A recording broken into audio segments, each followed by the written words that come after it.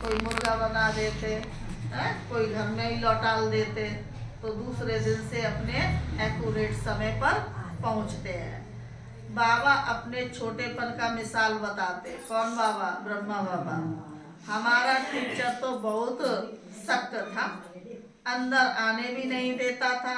यहाँ तो बहुत है जो देरी से आते हैं, कहाँ तो भोग लगते समय ही आएंगे। सर्विस करने वाला सपूत बच्चा जरूर बाप को प्यारा लगता है।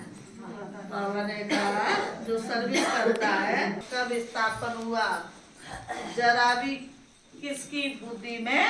बाबा ने कहा नहीं है, तुम्हारी बुद्धि से भी घड़ी घड़ी, बाबा ने कहा, खिसक जाता है। बाबा की याद घड़ी घड़ी खिसक जाती है। कभी कभार तो देखो, खाना खाने बैठो, भोग लगाया और एक दो गस्सा खाया, फिर गायब। और कभी कभी तो यहाँ तक लाते हैं भोग तो लगाया ही नहीं। होता है ना कभी कभार। तो उसी तरह से बाबा कहता है फिर क्या याद रहता है, इसमें नमक है।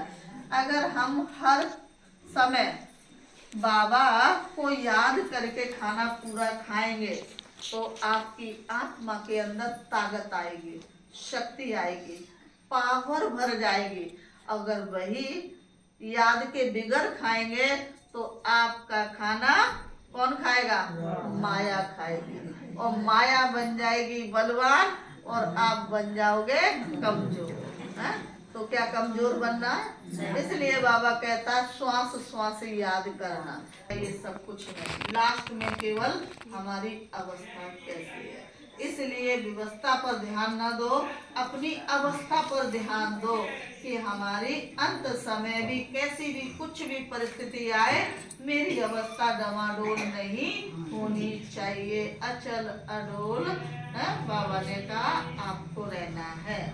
तो बुद्धि में घड़ी घड़ी याद खिसक जाती है। तुम अभी देवी देवता बनने के लिए पुरुषार्थ कर रहे हो, मेहनत कर रहे हो, और भी आगे अपनी लगन को बढ़ाओ। तो पुरुषार्थ कर रहे हो, कौन पढ़ा रहे हैं? ये नशा रहना चाहिए। हमें कौन पढ़ा रहे? स्वयं भगवान पढ़ा रहे हैं, खुद परमपिता परमात्मा। तुम समझते हो हमारा ये ब्राह्मण परिवार है, ब्राह्मण कुल है, डिनास्टी नहीं होती है, ये भी सर्वोत्तम ब्राह्मण कुल। बाप स्मृति दिलाई कि बच्चे तुम सब मेरी संतान हो, ब्रदरहुड हो ना। बाप को याद भी करते हैं, समझते हैं ये निराकारी बाप भी है, तो जरूर आत्मा को भी निराकार ही कहेंगे। आत्मा ही एक शरीर छोड़ दूसरा लेती है, फिर पार्ट बजाती है। मनुष्य फिर आत्मा के बदले अपने को शरीर समझ लेते हैं। मैं आत्मा हूँ, यह बात। भारत हमारा देश है, हम भारतवासी है। स्वर्ग किसको, इस भारत को कहा जाता था? क्यों?